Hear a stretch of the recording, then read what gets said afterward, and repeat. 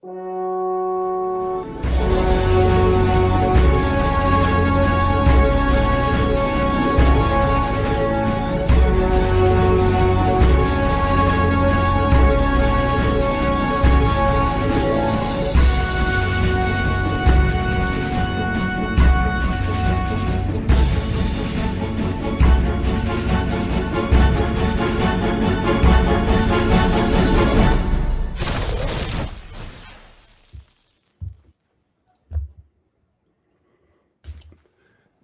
we're live and welcome once again to the War Room.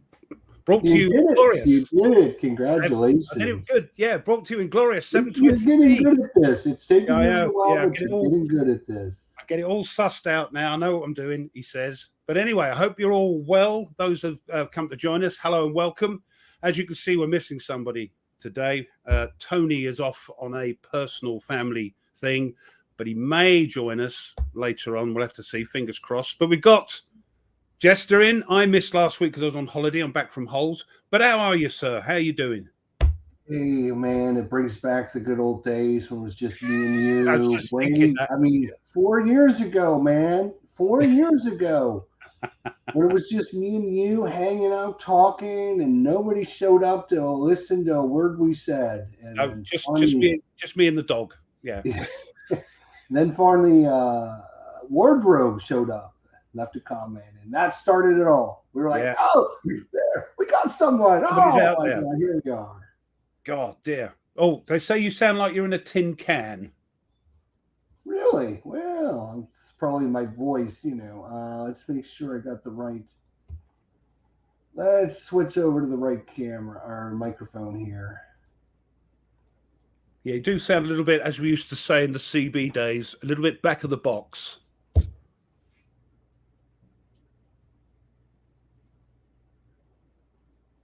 Well, while you're sorting that out, what we'll do is I'll just get to say hello to people. Everybody's here. It's going to take me a second here. Yeah, go on, you do that. It's okay. We've got Eric. Hello, mate. You were there last night with me and Tony playing Commands Colours. Alistair, of course, stalwart of the show. David, how are you doing, sir? Taking a break from all them videos and cooking. Phoenix Knight. Marco Bricks, hello again. And we've got Tim. I assume AZ's Arizona, isn't it? Yeah. Koyi. And look, Mr. Butter Jelly there. How are you, mate? I'm going to that sounds better. I'll be back in a minute. All right. Okay. All right. Yeah. Thank you. That's okay. I'll just keep saying hello. There's not many people left. Mike, how you doing, mate? And Charles. Well, there we go. That's everyone. Hope you're doing fine. We're just a few technical issues with Jester, but hopefully he'll be back in a minute. I've just come back from holiday, went to Cyprus, and being a Brit, of course, it's the weather, the heat. In October in Cyprus, we had a week of everyday sunny 90 degrees. So we're not used to it. We don't like the heat. So, but it was great fun. It was nice to get away. First holiday for a while. So we're back. And we're just waiting. And I've just got to wait for Chester, someone to turn up. But today's subject is, are more complex war games better? Now, this is a sort of double-edged sword, I think. I don't want to cause any controversy, but, just want people's opinions. Mine's changed a bit since I've been starting to do this. But, we'll have a look at your views later on in the show.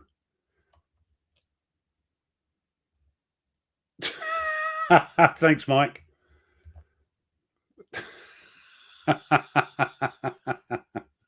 Thanks. Just see if there's anything. Yeah, we are. We don't get a lot. Oh, wrong one. Somebody put something in there. That's the one I want. Yeah, we don't get a lot of it. So we tend to go a bit bonkers. And the old song, what was his name? Mad Dogs and Englishmen go out in the midday sun. That was certainly true. But yeah. Oh, Did you now, Mike? What you been up to?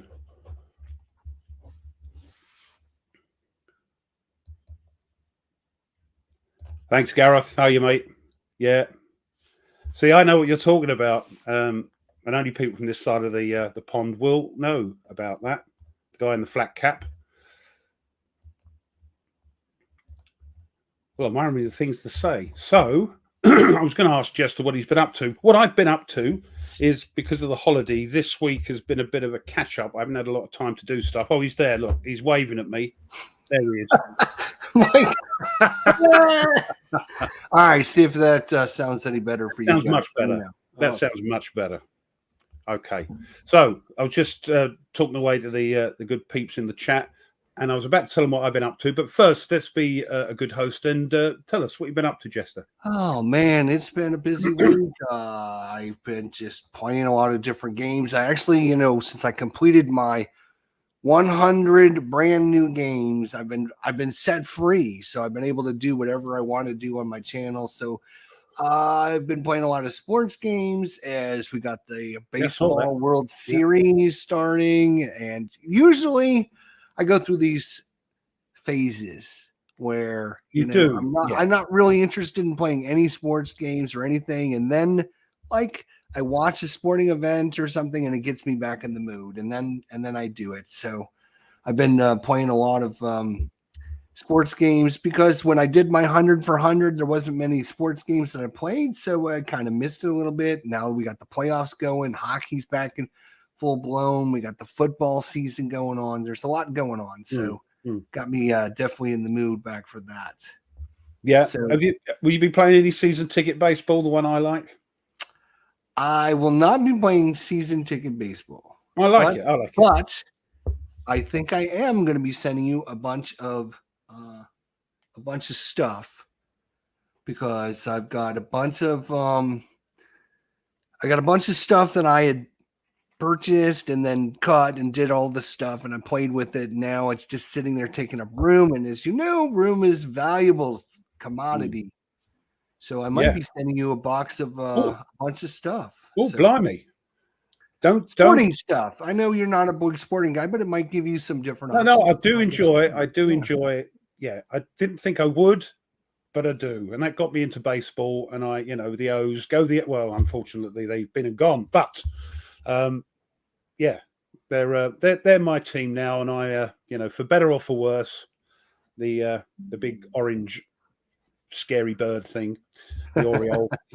So yes. What have you been up to? I know you were on holiday. This is the first time we've actually had a chance to talk, because I was on holiday and then you went on holiday. So it's been a little while. So how was the holiday? How was the holiday? The holiday, I was just talking to the just saying hi, talking to the chat. It was hot. Us Brits aren't used to it, and it doesn't matter if it's the whole place sort of shut down and went empty outside the hotel complex by about 11 o'clock till about 3, because it's terribly hot. But who's walking around? Us lot. Mad dogs and Englishmen go out in the midday sun, and it was just blue skies, hot, lovely. It was October, would go figure. Over here now, you might even be able to hear it. It is hissing down outside. Ooh. It is just really falling down. Back to normal. So I did an unboxing. All I've done is got a couple of things waiting for me. Sort of, if some of you may have seen the picture on Tack Up, one of them was Silent War, which I'm gonna have to get that now. After you talked to me about it, I might have to get it now. Rough. It looks like what made me laugh was, and Alistair commented on it, is that there's a spiel on the back there where it goes, "This is the updated, refurbished, redone, hundreds of hours playing, and fully revised art, fully revised rules, data."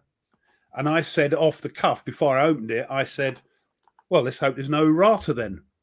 Oh, no. First thing I found on the top of the box when I opened it is they call it a clarifications and thingy sheet. So it did make me smile, but it doesn't look too bad. But anyway, it did make me smile. They're sort of bigging it up on the back of the box. This is the revamp. Hours of play testing. Yes, thousands of hours. We fixed it all up. Rewriting the rules and all this, and then so it did make me laugh. But I got that in as well. So that's me GBOH. And I know you've got that as well. Yeah, we got that one last week as well here on the channel. I've got an unboxing of that. And mine's still in the shrink wrap. But oh man, those games look. I need to just find some time. I know this is like the SPQR game system, kind of the same thing. I mean, even the counters look very similar-ish. There are similarities, but there isn't a series. Like this game and system is so good. I imagine it plays solo really well. It's just you have to just sit down and make a commitment to it.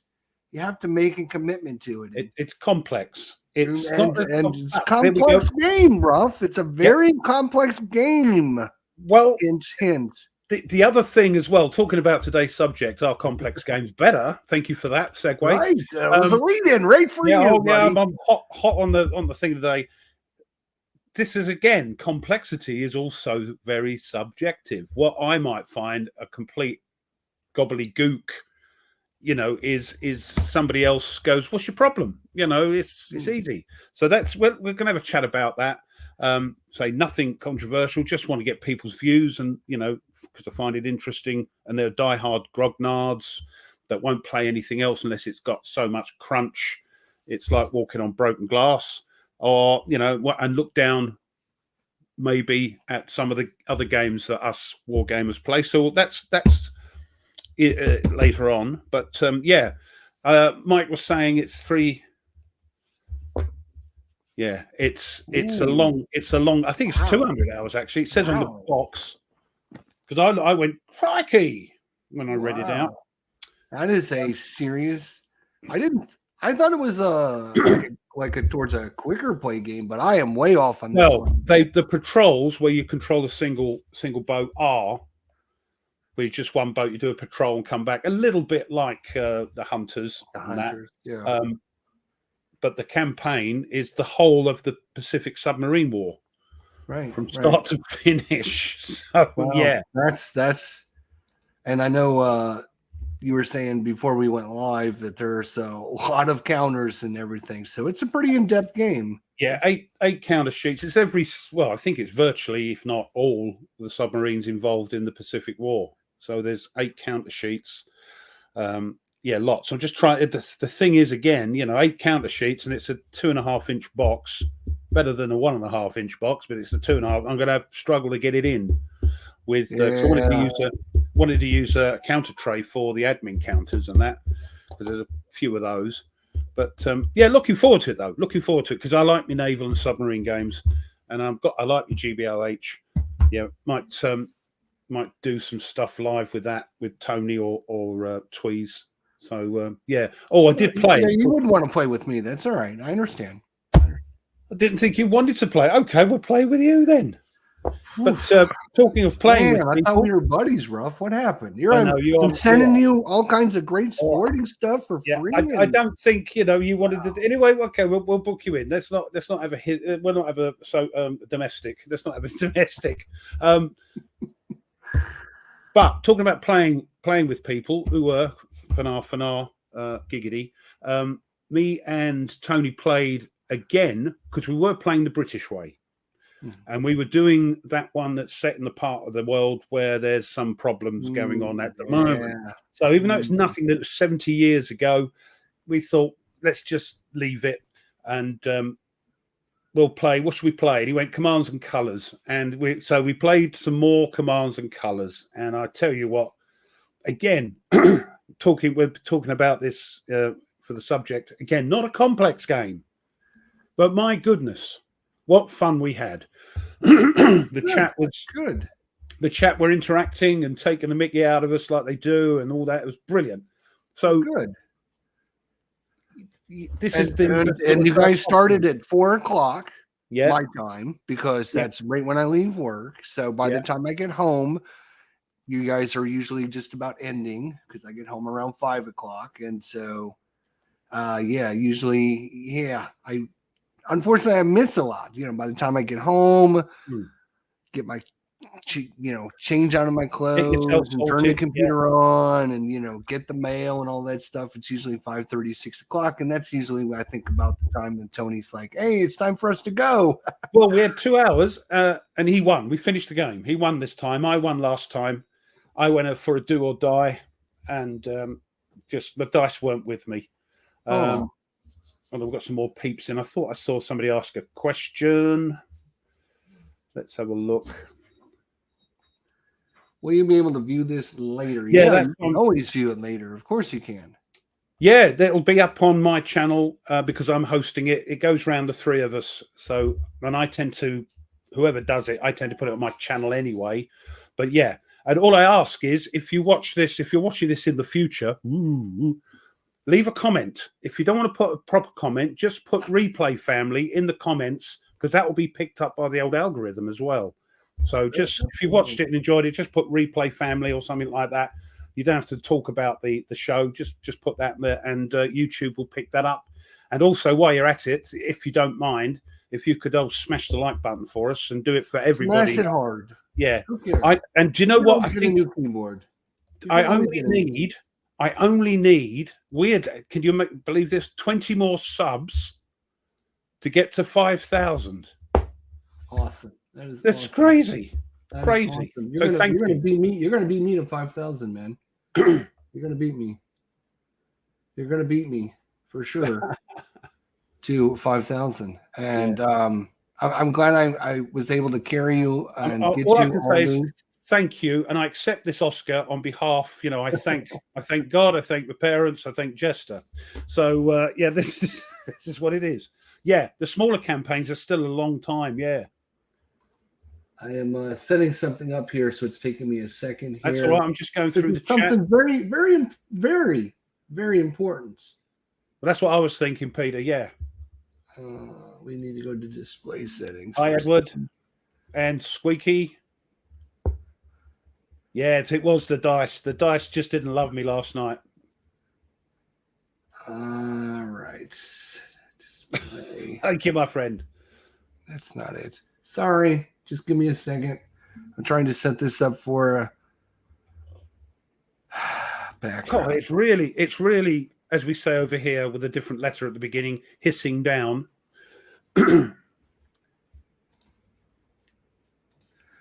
All right, sorry about that. So I'm going to go ahead and share my screen if you want to pop that up here in a second, because we have this little event coming up. It's a little event next week, actually, this event. We haven't had a chance to really talk about it much. It kind of creeped up on us really quickly. You're telling me?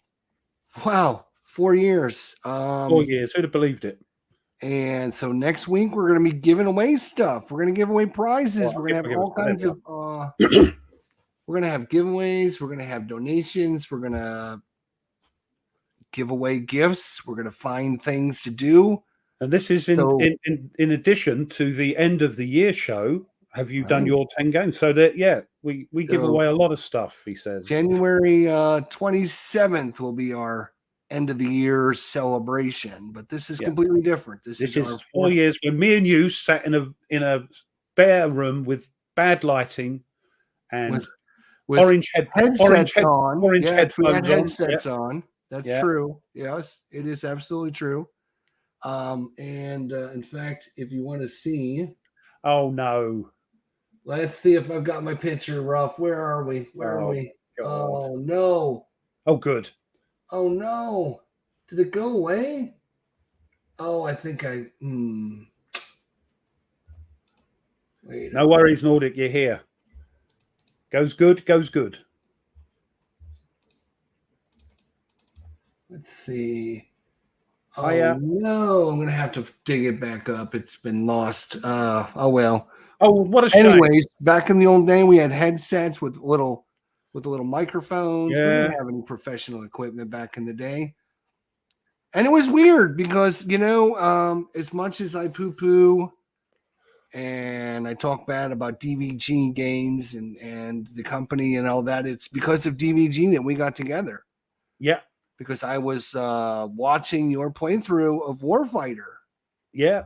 And and I was And I watching your. contacted you. I posted some comments on your videos, and I'm like, hey, I host a live show every once in a while and talk with other people doing war game stuff. And would you mind coming on and saying hi once? And you're like, yeah, sure. And I'm like, oh no, what the hell? Yeah, and there we go. Then you were like, you were new. I think you only had like 500 subscribers back then. I mean, it was just as you were just starting out. I'm still a nobody. Doesn't matter. Oh, but, yeah, I wouldn't say you're a nobody, Ruff. You're definitely quite happy to be that. No, yes, I didn't have many at all. But yeah, thanks to you. And then for some reason, like we had it, like I had done it with Wardrobe. Like I did a live stream with Wardrobe. I did one with, I think it was Hex to Hex. And then like I did one with you. And then for some reason, it gelled. I was doing like one with everyone, but with you for some reason, I was like, hey, he's pretty interesting guy. We got along pretty good. No, I think it just gelled. I have him back. And so I asked you, do you want to do it again sometime? And you're like, yeah, sure. And so like then we had another one. And then I think you said, should we do it every month or so? And we went, yeah, should we do it next week? Yeah, okay. So it was like that. And then it was just every week then. Yeah, pretty soon it was like every week we were doing it. And then it became a thing. And it was like Saturdays, like how in the heck am I going to have free on Saturdays? I mean, it's going to be hard, but somehow we arranged it. And 4 years later, my friend, 4 years later, there we go. And the rest is history, right? Yeah. See, it's okay for me because this time of night is like the end of the day, so we're just kicking back now, having my glass of wine on a Saturday evening. For you, though, it's still like tea time over there. Middle of the day. It's things happen. Yeah. 4 to 6. So I figured it's a little bit before dinner. If we're going to have dinner, then I'll be able to squeeze it in before dinner. So that, I guess the timing and everything kind of worked out. So yeah. So what we're saying is make sure you turn up on November. Well, turn up every week. We'd love to see you. But on November the 4th is our 4th anniversary. And then, of course, we got the usurper in, the great pretender. So we finagled his way in, Mr. Tony. Yeah. Yeah, we had him as a guest, and then we couldn't get rid of him. I had him as a guest a couple times, and then all of a sudden it was like, "Oh, I'll just see you next week, guys." And we're like, yeah, we'll have you next week, sure." And then before you knew it, it was like he was just part of our group. So, and it worked out. It worked out. Yeah, really no, good. it's good. Works out with three of us. It's only two today, so forgive us. But yeah, he's great. So and you two have become very good friends. We love you a lot, the pair of you. So it's all worked out in the end. So I don't know what we get. I've got a few games to give away, but it depends. You see, stuck over here, it's expensive to send over there. It's also expensive to send over there to Europe, as we found out last time. Yeah. So postage is we'll have to have a think about that. But it is. I mean, obviously, when we started doing this as just a love and a desire just to talk and hang out and have a good time, and now it's turned into like this. It's a whole big thing where now it's a business. We've got employees. I wasn't going to call it a business because it's not a business. We don't make money or anything. No, I'm being silly. But just trying to get by enough where we can pay back and give out some. We've given out some great, awesome games. We've had some great donations. We've got. I think what it is. We've got not big enough. That's the wrong word. We've got well known enough for companies to go. Oh yeah. I've heard of you guys. And here's you want some games? Yeah, we'll donate a game.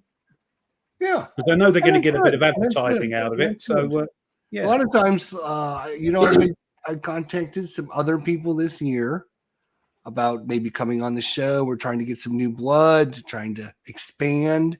And, a lot of times I'll email these people and say, oh, I'm with the War Room. We do a War Room show every Saturday at 4:00 with Rough Swordsman and Tony's Board Life. And I go, who? And everybody I contacted said, "Oh yeah, I've heard about you guys," and I haven't been able to watch your show, you're live or whatever, but yeah, I mean, we're not trying to be famous or anything, but I mean, just having people realize what we're doing it's after 4 weird. years. Yeah, it's weird. It's become part of my life now, and Saturdays are built into my week. Right. You organize and gain. The missus, bless her, she puts up with a lot with me, especially with this gaming malarkey. But things are worked around it. Like dinner and things. I was waiting on you to send the link, and the wife comes in and she's like, she sees me sitting here, like not talking or anything. And she's like, "Are you not having your show today?" And I'm like, "Yeah, I'm just waiting on Ruff to send me the link." And she's like, "Oh, okay," because I didn't hear anything. So then we were talking about dinner, and she wants to order some subs, and so we were trying to make a decision, and then I got the link come in. So she was all freaked out because I was like, "Oh, what are you doing here?"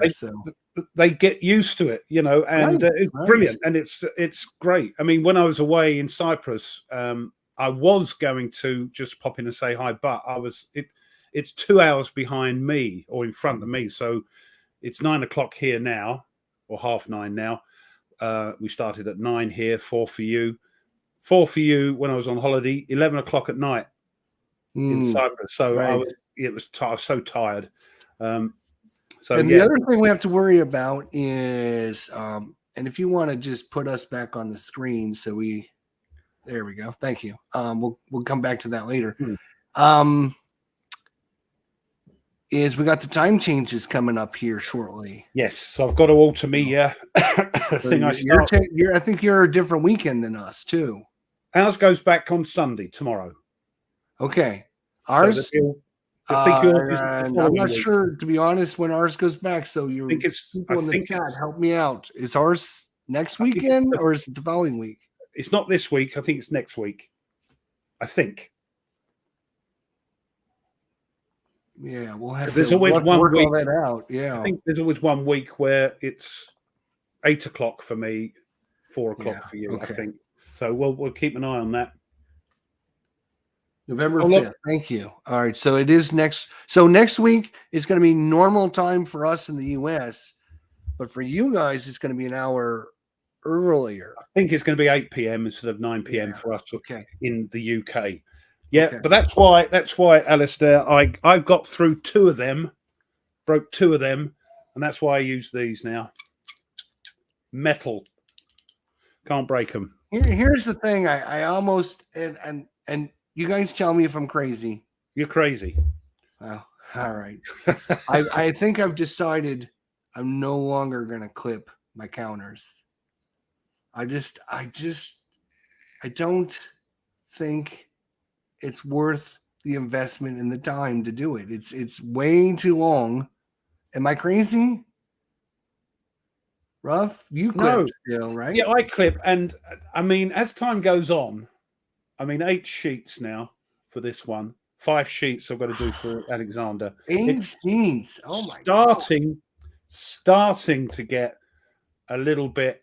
It's starting to lose its sort of appeal slightly. And I think, so I have to do it in stages. So even though I've had this game, Silent War, since I got back, I'm still clipping it. I'm doing it in bits because, and they're also very thick counters. Well, here's that's the thing I'm thinking is these new GMT games come with the thicker counters. So when you are actually taking them apart, I mean, the reason we all counter clip to begin with was because of the little fuzzies in the corners. Well, you don't get those fuzzies anymore because not so much for GMT, but the Compass games are becoming thicker, and there's a little bit of trouble trying to get them in there. Get in there. And the same with GMT, they're getting thicker. So no thicker, please, guys. Otherwise I better clip them. If I haven't said hello to anybody that's joined just now, I apologize, but hello. Yeah, hi everybody. A lot of good comments in the thing there about counter clipping. I know Phoenix Knight, he's never really embraced it, which is fine. he didn't grow up doing wargaming. He's just getting into it, so he's and not. and he's those not games, paying as we bread. know, board games, as we know, don't need clipping. They just pop out. Some of the companies do it lock and load, and some of the other companies just pop out. Don't need clip rounded corners already. So Flying Pig with the old school tactical, they're pre-rounded, I believe, if I'm not mistaken. yeah, but you do it when you're not playing, when you're eating or watching the telly or something. That's true. That is true. It's for me, it is just too much. I mean, and then your hands start to, cramp up, and it's just no fun. It's just, I'm getting older now, and as you get older, you realize you don't have as much time left in the world. You'd rather be doing the fun things. So for me, counter clipping, I know for you, it's very relaxing, and you don't mind doing it. I literally would rather get run over by a car than counter clip. That's how much I hate it. I just hate it so much. I just don't enjoy it at all. I'm starting to enjoy it a little less, but when I clip a counter for the first time and I think, that does look nice, and then of course you're off, aren't you? Yeah.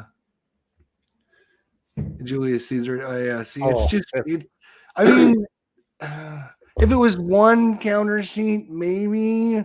But when you start talking with these games, 5, 6 counter sheets, it's like 6 hours. 6 hours. It's not worth it. It's just not for me. That's just me.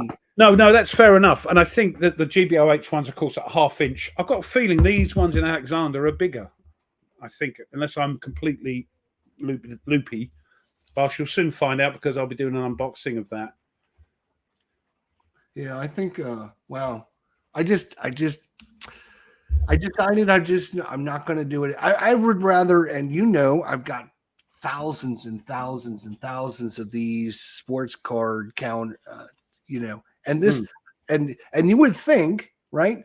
Printing them and cutting all these things out is horrible, and it would be like, a lot of people. For me, this is counter clipping for sports games that I enjoy doing this stuff. I've got thousands and thousands of these. Yeah. Now, for me, that is a bind, right? Because you've got the different paper sizes to us, so we've got to adjust. I've got to adjust the PDF to fit, and then I've got to, for instance, with the season ticket baseball, I've got to measure and put the pencil lines in and cut them out and make them all the same size. Yeah, it's just crazy. Yeah, it is. Aha! Huzzah! Ken, it's the Ken. Awesome. We have such a good. We do have a lot of really good people that come in the chat, and we don't often say this, but thank you all for coming every week and for your comments. It's because of you guys. We do this because if it wasn't for you guys, no one would come, we wouldn't be doing this. I can't believe it. There's 50 people watching us on our nonsense. It's just thingy. You're quite right. I have tried, but and we miss Tony, but it's always good to go back to our roots. I mean, when I think of the War Room, right? It's obviously the three of us, but I remember back in the day when it was a struggle. It was a struggle. When we would get 4 people maybe at a time coming in. If you want to laugh, I mean, I've got them all in a what they call it on YouTube, when you put them all into playlist. Yeah, I've got them all on the playlist. All the it's under live streams or something it's called, and right at the bottom are the really early ones. And the first one I did was with Dan on Dan's show before I did it with you. I think it might have been, or it might have just been after, with Dan and Ardy, with the top dogs of the day. Right. Come here, nobody. Right. He said, "Do you want to come on, Ruff?" I said, "Yeah." So he was live at the time, and I think I just he sent me a link. So yeah, it was. I've got them all there. If you want to have a laugh. Oh yeah, that's the other thing. We could have had this. We could have had this as a thing. Clip in to clip or not to clip. I tell you what, the side nibs are just. Panzer Grenadier is an example. Just you can't get rid of them. I try. No, no, and it's just it's a shame because the companies could do the pre-round encounters. It would cost a little bit more money, but to make, because they would have to, instead of 6 sheets, they would have put 8 sheets, which means they're going to need a bigger box, which means it's going to Yeah. cost a little bit more money, and I think they're just afraid they're going to lose sales if they do that. And I don't believe that for a minute. I don't think if it costs $10 more, you're going to lose that many people from buying a game. Yeah, who knows? I mean, but the side nibs are Vuka does it, and but they're fantastic quality. But just the nibs, nothing you can do. I even this is how sad it is. I even get the now file and try and Yeah, see that yeah, would just drive me crazy, my that's friend. how sad I am. Hi, Christoph. So I saw Butter Jelly got some really cool photos of the new Downfall game on. Yeah, and he did this to me with Atlantic Chase. He said, I know what you're going to say already. I didn't get it because it didn't have it a very low solo thing. And then he comes on and goes, Ruff, there's a 70 page or 60 page solo thing. And I said, they didn't say anything. And now I didn't order Downfall because on the back of the box it says it's not very solo friendly. Mm-hmm. And what does he see? He get the picture. Yeah. Somebody says, "Is it solo friendly, Mike?" He goes, "Yeah, very solo friendly." Yeah. There's a few cards and things. He said they're not important. You know, we can work around it, but it's Well, we were gonna last week. Mike had offered when me and Tony were talking about it to. Yeah, he told me, Tony. Host a little session where he would teach us how to play it and all that, but with Tony's family thing going on, we decided to postpone it, and they're still working on the Vassal module, so we'll probably wait until they release like a official Vassal module for it. Yeah, I'll tell you what, it's one of these games I think is going to be awesome. I just maybe I'll watch that, and in the sale, which is happening, I think sometime next month. I forget the date. The GMT sale, I might get it. But talking of Vassal things, the brand new Command and Colors Vassal thing, even I think, wow, it's good, really quite good. Yeah.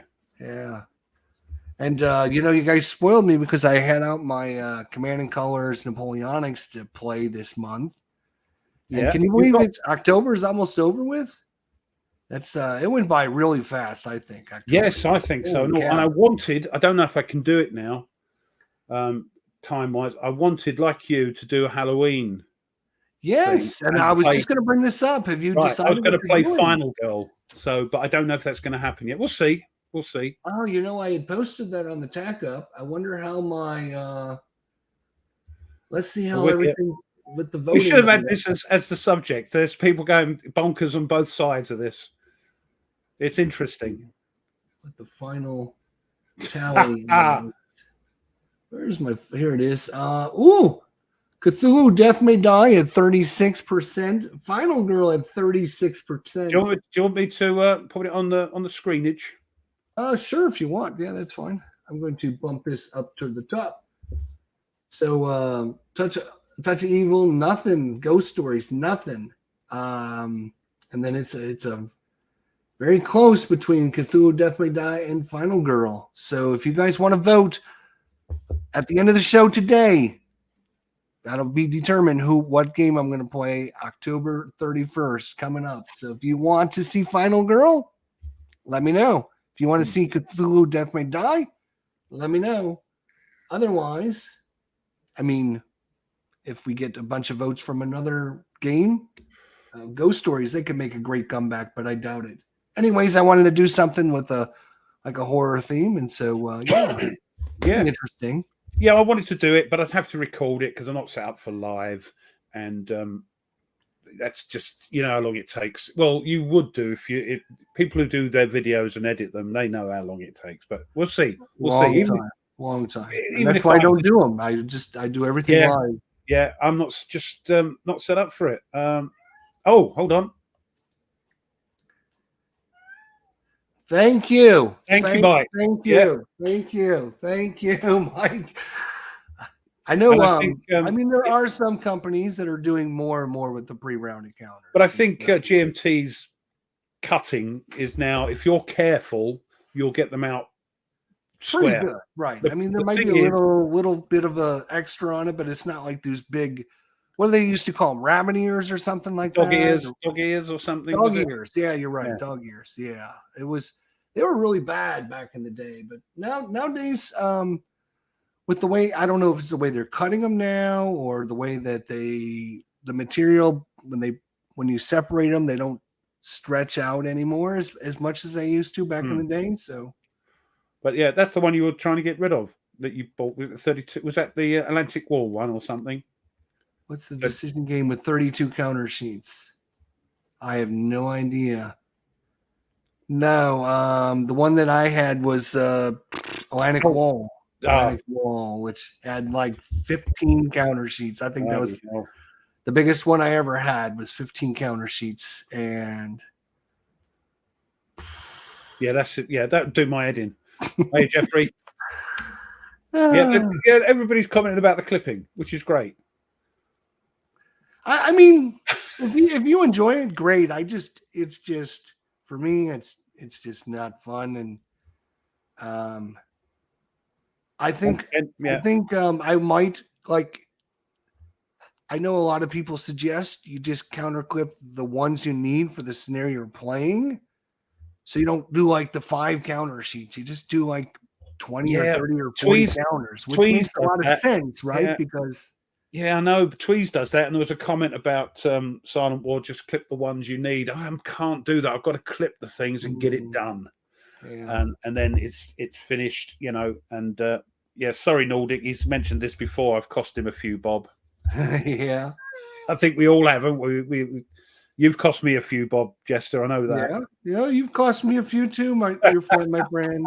A few that I wouldn't have probably even got into. Yeah, we do like to share the love. Seriously considering combat explanation point now. Yeah, that's coming up. That's got to be next on the channel. I've been looking forward to doing it so much.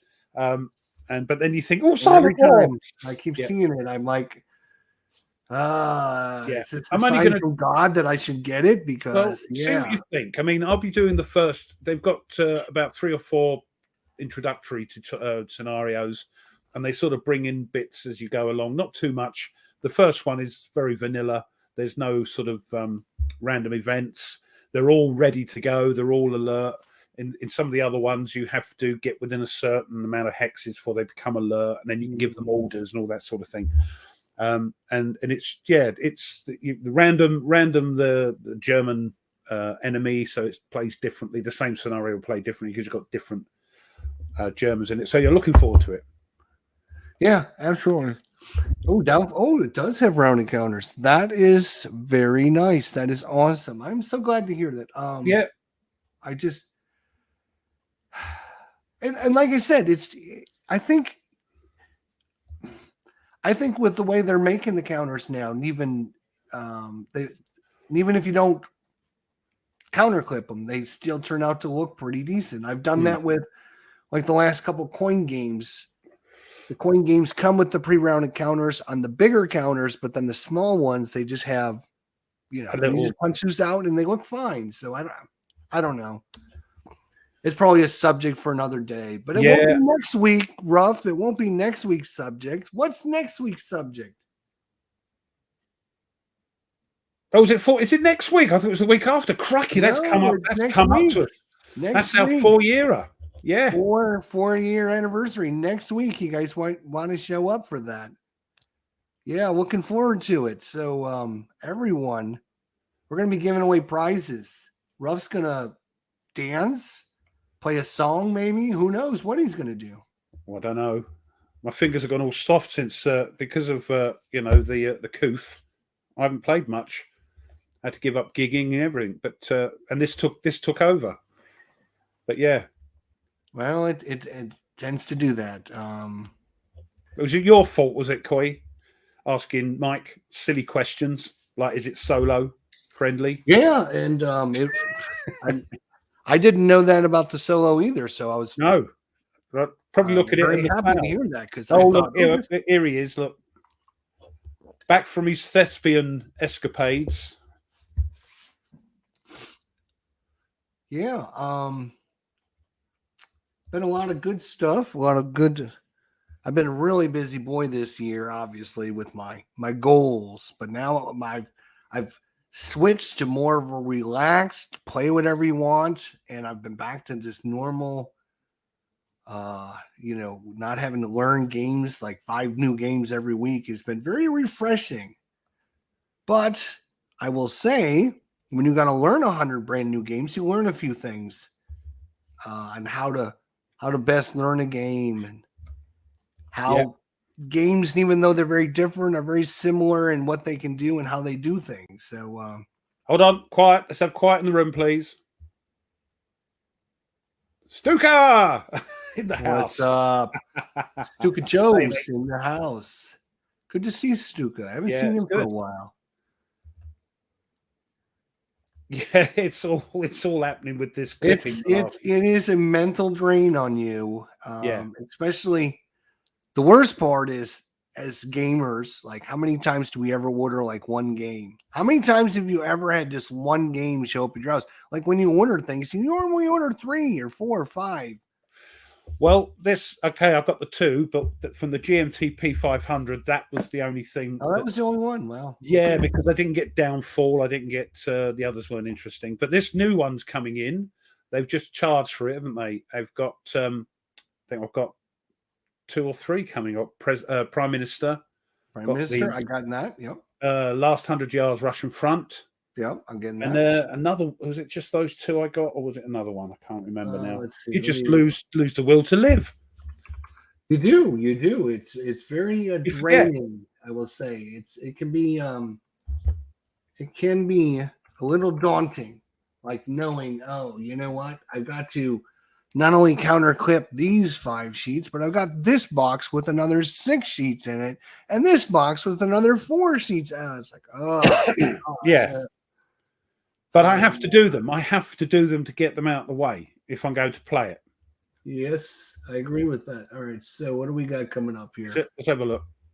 Here we are. So, we got the Command and Color expansion. Let's make it bigger, a bit bigger. There we are. And did you get Samurai? No, I unordered that one. No, okay. I know. Prime Minister in the last 100 yards. Yeah, I got 3 of the 4. I already have Samurai. I think that's an underrated game. I know a lot of people just think that's kind of just another Command and Colors game, just a different era, but it's actually plays pretty different because you have 2 different resources you need to manage, and you have a different set of cards that you can use with your little cheese. So that's kind of interesting the way it plays out. And with Stuka Joe's solo system, you can play that with Command and Color Samurai, and it plays really, really well. Yeah, we talked about that. We talked about that last night, me and Tony. When we were playing. Yeah, playing, and we were saying how much you enjoyed it playing the solo thing. So I did. I shouldn't say I hate. I didn't think it was going to be a good solo way to play the game. And I kind of went in with a bad taste in my mouth, but by the end, I was expecting the worst. I was having a really good time. I was pleasantly surprised. So it's good. Yeah. It's good. I didn't get it because, like, I didn't get Napoleonics or the Tricorn or anything. It's another rabbit hole, and I thought I'll just concentrate. I enjoy the ancients. I'll just get that and get the expansions for that as and when. I enjoy it. I think it's great. My wife would kill me. You have to order them when they're not around. Ken, we're gonna have to have a show. It's gonna be called "The Best 10 Ways to Get a Package Off the Front Porch into Your Room Without Your Wife Seeing." Now, over here, they knock on the door. Oh, okay. So, and then take a photo to say you've got it, you know. Yeah. Yeah, none of this. You gotta be tricky. You gotta put a little note on your door saying "Do not knock, baby asleep" or something. Yeah, hold on. Red Strike, that's the VUCA one. 22 counter sheets.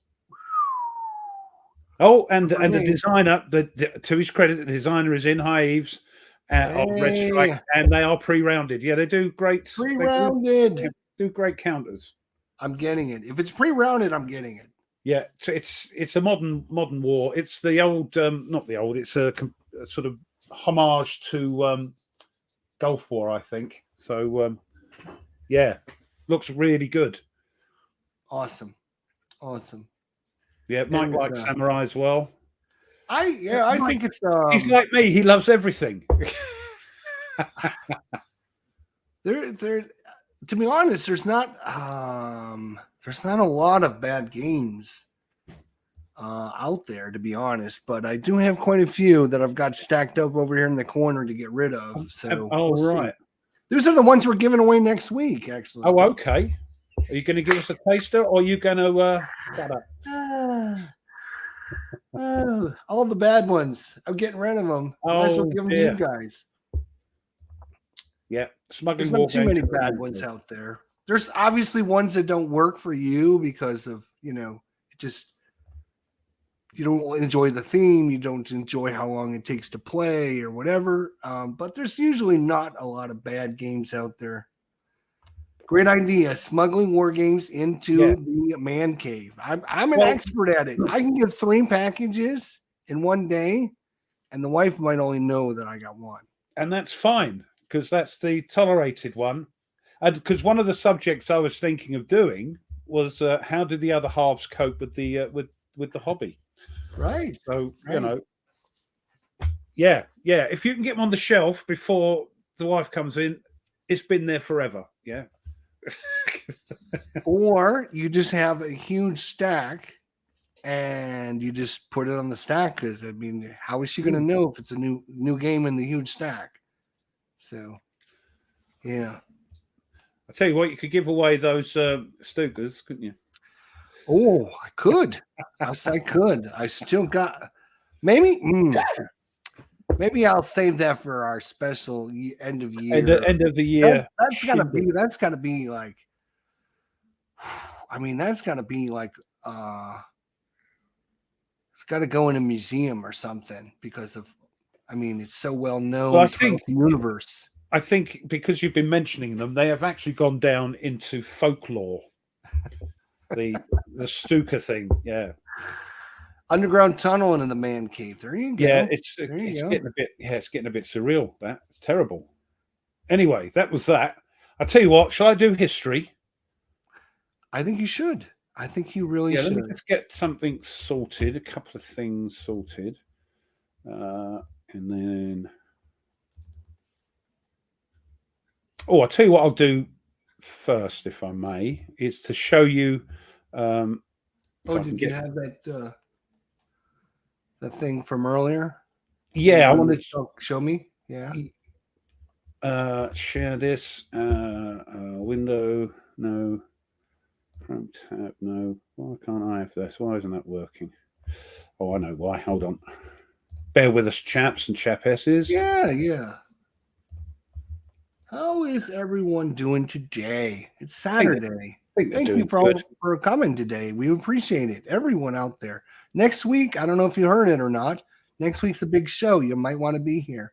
We're giving away stuff. We're giving away Stukas. That's what we're giving away. Right. Oh. Now this is from Cyprus, and there was. I've got a close up of the. I think that's there. There we are. Of this monument, because Cyprus was taken over by the oh crikey, the Muslim Empire. What are they called? The Muslim Empire, the Ottoman Empire, the Turks. Thank you. Thank you. I didn't even knew that. Woo-hoo. Yeah, and then there was this revolutionary battle in 1821. There we are, 1821, and they got their sort of independence. And one of the battles for this Greek Cypriot independence wanted to be affiliated with Greece was on the island of Cyprus, where I was, and this is the battle here. So on the 17th of March, 1826. And then after that happened, there was lots of to and froing. The Greeks then wanted to become part of the Greek mainland. And there was sort of, like there used to be in a certain part of the world where there's problems at the moment, there used to be, they used to jostle along. The Turks and the Greeks used to shuffle along. There were Turks in government and in sort of political places and all that sort of thing. But before that, we had control of it. It was part of our, we owned Cyprus. Yeah. And that's why when you go to Cyprus, they drive on the proper side of the road. They drive on the left hand. The heritage, yeah. Yeah, and there's proper British 3-pin plugs in the hotels and all that sort of thing. The traffic lights are British. Even the Pelican crossings, where you push the button to say it's safe to cross, and you get little green man come up, they're all British. So so they've still carried that on, even though we left in 1964. After that, this is when the Greeks started to push out the Turks from all the sort of political places and all that sort of thing. They wanted to become part of Greece. And it's escalated until 1974, when the Turks actually invaded Cyprus. And that's why it's split up. The Turks have got the top third, and the Greek Cypriots have got the bottom third, bottom 2/3. Well, bring up that first picture again, because I wanted to mention the fact that I saw your ride. I think I've got rid of it. Hold on just a sec. Let me get them up again. Right, there we go. I'm getting better, as I'm getting better with Vassal. Yeah, that's good. I still don't see it. There we go. All right. So yeah, I see over there on the far right side, I see your little boat that you oh yeah, we hired that for the week. I tell you what, it was just gorgeous. I thought that was yours. I thought that was. Don't you own that one? No, not yet. No. It was beautiful. It was beautiful. Looks very nice. Yeah, and so yeah, we might go back. Might try the other end of the island. I think there's a lot more. They've got it's one of the islands. Oh, it's been inhabited for one of the longest times. I thought 10,000, 12,000 years BC. There's been people on that island, and they've got the oldest wells on the planet on Cyprus as well. But I think they're on the other part of the island. So if we go back, we do like Greece and the Greek islands and some. Yeah, it's just something else. So yeah, that was that. I could bore you with pictures, but Tony was Tony and his daughter love the Greeks and the Spartans and everything. Yeah, and that whole part of history. So you can take some nice photos to share with us. That'd be awesome. Yeah.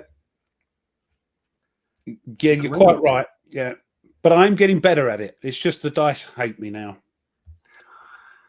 Yeah, Vassal. The dice rolling mechanism. I don't know. I would even myself, as a very rounded man with above average intelligence, well-rounded man, I'd even disagree with the Vassal module dice roller system. Me and Tony discussed this, and we're even thinking of, like, instead of having our ugly mugs on there, which we don't, we take them off after a while, is to have this camera and pointing down into put it in your dice tray or whatever. Yeah, just roll them doing that. Yeah, that makes sense. Anyway, shall I do the old history? Because we've been going an hour already. Wow, going. Yeah. Do you want me to do my? I'm thinking of a game, or is that with me? With you? It'll be 70 questions. Well, we can have the chat You ask the questions, and then we'll just see if the chat can Oh, the guess. chat what can the help answer- me. Yeah, the chat can help The me. chat can help you. Yeah. All right, then. Let's have a do. Chat, Anyway, let's do the chat this. will be your helper today. The chat will be your helper. Yeah. Now, be careful because I know I can't see it very well, but I can see the screen. Oh, that's right. Hang on Let a me. second. If I get rid of it, it won't kick us all, will it? Actually, yeah, no. You should be able to. Oh, I've kicked him. Oh, that's because it's on his computer. Anyway, see if he comes back. Oh dear. How sad. Never mind. There he is. Yeah, that's. Yeah, it kicked you. Yeah. Click on that. So yeah. I know for next time. Right. You can now look. Because the screen's not there. Anyway, here's the history. 28th of October today, 1664. The corps of His Majesty's Royal Marines, commonly referred to as the Royal Marines, was established. It was originally known as the Duke of York and Albany's Maritime Regiment of Foot. So the Marines' birthday today. Wow. 1776, we've got the American Revolutionary War. British troops attack and capture Chatterton Hill from the Continental Army. And look at that. Tells me I've got too many games. That's in this one. Ooh. So there we are. Still on the shrink. No, that's all been done. That's all sorted. Oh, no. Okay. All right. Sorry. Yeah. It's just shiny box. 1893, HMS Havelock, the Royal Navy's first destroyer, went on trials. Where does he find this stuff? 1864, American Civil War. A Union attack on the Confederate capital of Richmond is repulsed. Very important battle, I think, that one. And 1918, even though it's World War One, what happened in other parts of the country? A new Polish government in Western Galicia is established, triggering the Polish-Ukrainian War. So there's been trouble going over that part of the world for a very long time. 1918, World War One time again. Czech politicians peacefully take over the city of Prague, thus establishing the first Czechoslovak Republic. And in 1922, Italian fascists led by Benito Mussolini march on Rome and take over the Italian government. It was all downhill from there. And then in 1940, World War II, Greece, which is, funnily enough, where we were in that part of the world. Greece rejects Italy's ultimatum. Italy invades Greece through Albania a few hours later. 1944, the first B-29 Superfortress bomber mission flew from the airfields in the Mariana Islands in a strike against the Japanese base at Truk. So that was the first B-29 flying today. And lastly, another airplane thing. Shane Thomas isn't here. The XA-3D-1 bomber, designed to carry nuclear weapons, made its first flight. Ooh. They were called Sky Warriors. They were also called blue. The first one was blue whales, big blue whales, because they were painted in that sort of dark blue navy thing, as you'll hear in a minute. I've actually, I think, got a picture. Maybe let's find you once I know what I'm talking about. Don't want to share that for you. Well, there's a lot of big things happened today. Yeah. In history. Holy cow. This is a model, but it gives you an idea. And this, that's sort of, it's a Navy plane. And where's me stuff? There we are. The Sky Warriors, which is what it was called eventually, also later served in reconnaissance, electronic warfare, and tanker configurations. But this prototype, the Douglas XA-3D-1 Sky Warrior, made its first flight today at Edwards Air Force Base in California. The Douglas test pilot was a George R. Jansen. The Sky Warrior was a carrier-based, twin-engine, swept-wing strategic bomber designed to carry a 12,000-pound bomb load. The prototype was equipped with two Westinghouse XJ40 WE12 turbojet engines. I think they changed them later because they weren't working so well, producing 7,000 pounds of thrust. Now, it's designed to be launched, as I said, from an aircraft carrier, fly 2,000 miles, deliver a 3.8 megaton Mark 15 thermonuclear bomb on target, and then return to the carrier. The Sky Warrior was a considerable challenge for its designers, and it was operated by a three-man crew, pilot, navigator, stroke bombardier, and gunner. And Douglas built 282 of these, which turned into the A3D Sky Warrior, between 1956 and 61, and they remained in service as late as 1991. There's something about the cool-looking things, aren't they? Wow, So, yeah, for sure. But there we are. That's today. Where's Thomas Finn here when we need him, man? Yeah, Come on, I've got a Thomas. couple of the B-29 and that one. Yeah. And of course we have, the B-29 Super Fortress. I might have to, because of that, play a mission tonight. I might have to play this for the first time. The way I read it, was that that was its first outing. But I could be. Yeah, I mean, if this is the first day that the B-29 ever went into service, it might have been in the Pacific. It might have been the way I read it was that was its first jump. But I could be wrong. If nothing else, it was the first one in the Pacific Theater. Yeah, I without reading the book, I don't know. Maybe Yeah. in here or whatever. I don't know, but. All right. So, why don't you ask questions and then we'll let the chat help you out today, which we don't normally do. If you guys think you know the answer, type it in. I'm thinking of a game.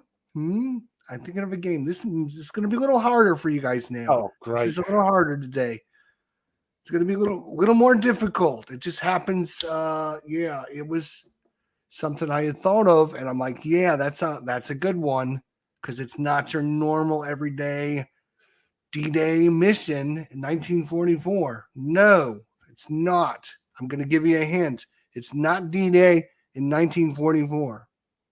Thanks. Okay. Right. You're welcome. Is it before 1939? Yes, it is before 1939. Right. So I'm going to have to have two screens up here because I need this information over here. And then I'll be looking at the chat to see if anyone types in the chat with the answer. Yeah. All right. So, yes, it was before 1939. Yes, it was.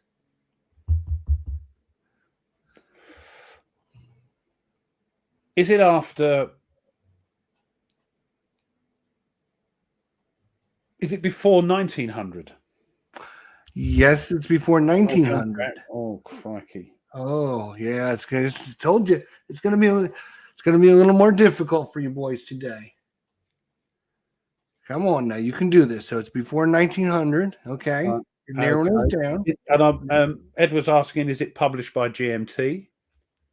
Is that a question? Yeah. Yes, it is published by GMT. Right. Good one. Yep. Coy's saying maneuver, but I don't know if that's what it is. No, that's not set in any time period, is it? It's a sort of any time. No, it's technically in the Napoleonics. Yeah, it is. It is in the Napoleonics time frame. Yeah. Is it set before 1700? Yes, it is before 1700. Going back. Oh, I reckon we're going back. Yeah, is it part of Stuka? Well done. Is it part of the Great Battles of History series? Not that I know of. I'm not really familiar with that system or series because I don't play it. So right. So no, because I won't even count that as a question against you because I'm not 100% sure. I would say no, it's not part of the system. But is it a coin game? It is not a coin game. No, it's not a coin game. That's a good question, though. That's a really good question. Because that takes out 13 games right there, right off the top. Well, Edward gave me the idea with Plantagenets, so all right.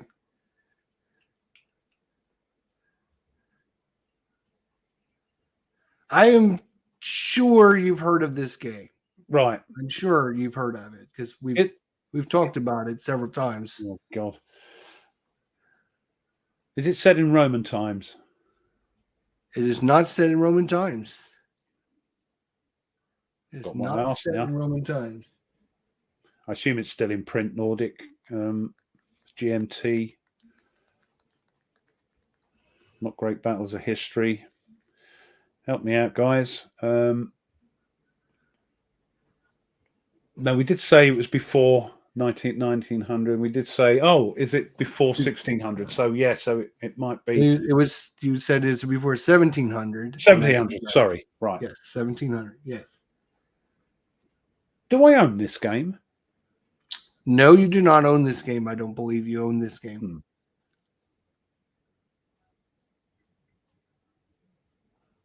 It's some bloody obscure war in the 1600s, isn't it?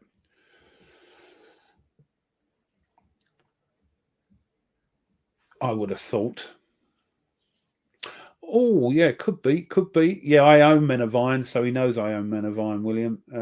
Yeah, that was William. That was a good question. Good guess up until, Is it part of the Levy and Campaign series? No. That's Nevsky out then. Yeah, it's not Nevsky. It's not. What do we got? Inferno. It's not Plantagenet. It's none of those. Nope. So pre-1700, but it's not Roman.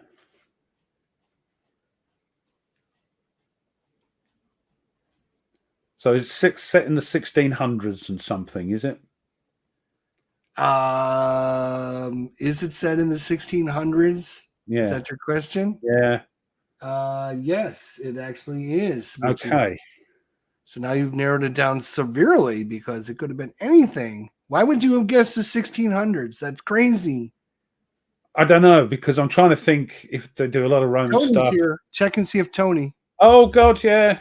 Oh, look at him. He's all poshed up. Look. Oh, look at him. All done up. Oh, there he is. Oh, wow. Tony, thank God you're here. Help me out. The chat it's trying to do their best. It's a game. 1600s GMT. 1600 GMT. Yeah. Well, he knows you got Musket and Pike, so we know it's not Musket and Pike. Dual pack. Yeah. Commands of Color Samurai? No, those weren't 1600s, were they? That's earlier. Are they earlier?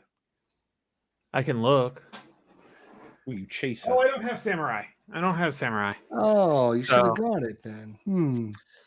Yeah. Half off sale. Somebody has said that's right. That's right. Half off coming up next week. Yeah. Is it Commands and Colors game? It is not a Command and Colors game. No, that's Is it the Border Reavers? As Meandering Mike said? Not the Border Reavers. No, sir. I know Ruff doesn't have that one. No, even though he should own it because it's like from his and area. Ruff doesn't own this game, which was a question. So no, Ruff does not own it. 1600 and something. It's not Musket and Pike. I don't own it. He doesn't own it, but he's looking. I'm just looking. I know. Just to think. Why don't I own it? Yeah. Oh, look. Alistair's got it right. Look, he's got. Yeah. Don't want the job. I do not want the job. Yeah. Oh, I don't have anything from that time. Is it set in Europe? No, it is not set in Europe. Right. I'm looking at my GMT shelves, and I do not have anything from that time period other than.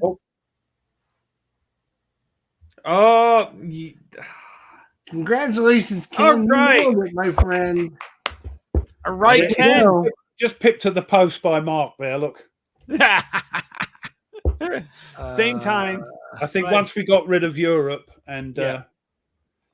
And I do own that one. Thank you for clearing. I thought you. I was going to say. I thought you owned that one, Tony. Yeah, there it is. Well done, everyone. Thank you. Because when Tony was going to say, "Oh, do I own this game?" I was going to say, "Yes, you own this game," because he was just got done saying, "I don't own anything from the 1600s from GMT." I didn't know that. I couldn't remember the date of that Japan. So the battle for Sakagihara was fought at 1600 in the crossroads of Japan, unifying the nation under the Tokugawa family for more than 250 years. Mine, just like Tony's, is still in the shrink wrap. Nope, mine was not in the shrink wrap. I've played mine. He's played it, yeah. Again, it's not very solo friendly, is it not? No, it is not. No, that's why the main. I know Stigler would, have a right go at me, but I have to have. It fits in the Command and Colors type of level, fun multiplayer. Yeah. Yeah. Yep. It is no dice though, so Tony, you should be good at this game. Yeah, is it card? I have to play it a few more times. So, Arquebus, that's the 1400s. Arquebus is the 1400s. Yeah, that's before, isn't it? I think. Yeah. Yep. Yeah, that's before. So Ken was right on the ball today. Ken gets an award. He'd get a prize, but we're saving all our prizes for Look next who liked week. it. Look, he's worse than me. He loves everything.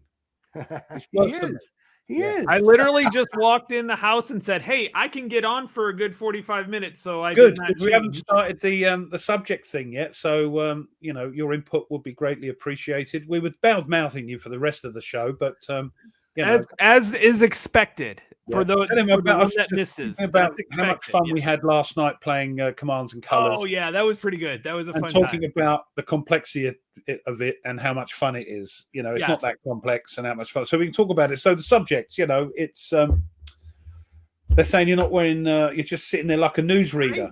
Nope, I am wearing pants. So yes, I'm gonna take. Right. Yeah, we don't normally see Tony with pants on. So. No. This is a very special day. Yeah. There we go. So this is how you turn up for work every day as well, is it? No, this is how I turn up for work. The suit coat is a little something extra. I usually shirt and tie. So yeah. Suit coat. Yeah. Does it go the jacket? Your family thing go okay and everything? Yeah. It was a great service. It was absolutely lovely service. I didn't say what it was. I said you had a family thing. Yeah, I'd say it was my brother-in-law's father-in-law passed away, and we're a pretty tight-knit family, so we definitely had to be there, and it was a great service. Weather was chilly, but not rainy, so that's always a good thing. So, but yeah, all in all, good service. I can't, and then we got all together for a good Italian, even though they're not Italian, but this Italian dinner we had, it was just phenomenal at a restaurant. Can't go wrong with a bit of Italian. No. And it was like a 4-course meal. So they gave you like the salad and then the pasta and then the main dish and then dessert, which was spumoni ice cream, which is. Did you have the tricola salad with the mozzarella and the tomatoes? And no, they didn't do that. They just did a regular like garden salad. Right. So, but I think it was homemade ranch dressing because it was more runny than I'm used to. So it was really good. So good food. Yeah, okay. Good family. It was. We were looking forward to seeing everybody more on a happier note next time. So yeah, good. So all good. Good send-off. I have a question for you guys. Yes. So one of the reasons I picked this game was because I do a lot of things on Board Game Geek. Mm-hmm. I register all the games I play. I put all my games in there. I just happened to notice, for whatever reason, Sakagihara, the unification of Japan, is the sixth highest ranked war game on Board Game Geek, which completely blew me away. How can this be the 6th ranked war game on Board Game Geek? Because is it not very war-y? Yes, it's more of a card game than more of a diplomatic thing going on. Hi. I hope you didn't turn up like that. No. You got your costume on, I see. Yeah. She immediately changed as soon as she got home. I immediately ran downstairs and was like, I need to get on to say hi to my buds. Yeah. Do you know what though? I've got one of them. Oh. Yeah. Oh yeah. They charge you so much for gas. You don't want to turn on the heat. Yeah. Right. That's right. But of course you're not as tall as me. It comes down to a nice length. Mine comes just just below my waist. So, but yeah, I've got one of those. My knees. Like, We've my all got knees one. here. Yeah. But no, but honestly, it's kind of a card game more than. I mean, there is some because it's battle, but the battle's by card, so it's like a hand management. It's like one of those kind of crossover games where there's definitely some but I can't imagine it's that popular where it's that it's well on its known. It's on its sixth printing. That's Weird. true. Yeah. That is Yeah. true. It's like on its one. I Yeah. was completely floored that. Oh, hold on. There's a bit of a doodah. No, yeah, that's it's almost like overall. definitely we've heard of this game, but I mean nobody talks about it. We don't play it. I mean, it's just Because it's played and in to be ranked outside that the high, wargaming it's like circles. weird. I just thought it was weird. Anyways, subject time, Ruff. No, that's fine. That's fine. Yeah, the subject. It's a more complex game, a better war game. You know, is that what's going on? Are more complex war games better? I think I put it on the thumbnail there. What's your thoughts, Jester?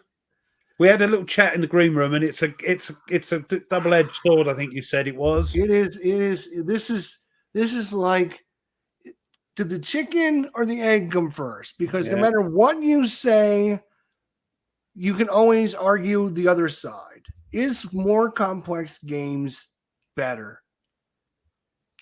Depends on what you're looking for, and it also depends on a lot of external circumstances.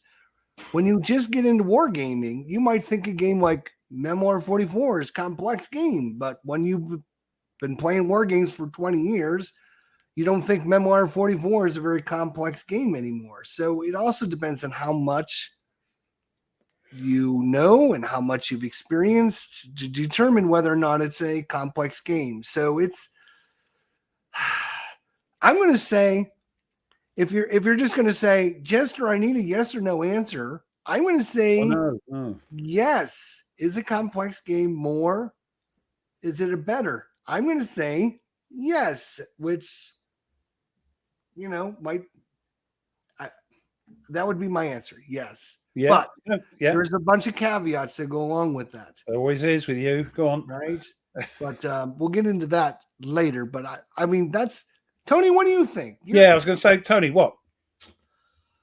Well, is crunch, because I've got my views as well, but is crunch crunch as I call it, make them better? The thing with complexity is games aren't complex; they're just more. It's generally more. For instance, you're looking at like SCS. Everybody calls it, the standard, but most of us know it as a simple combat system. 8 pages of rules. Yeah. But literally, OCS isn't that far off. Other than now, you're doing a little bit more accounting for supply, while SCS is, you draw back, okay, you have supply.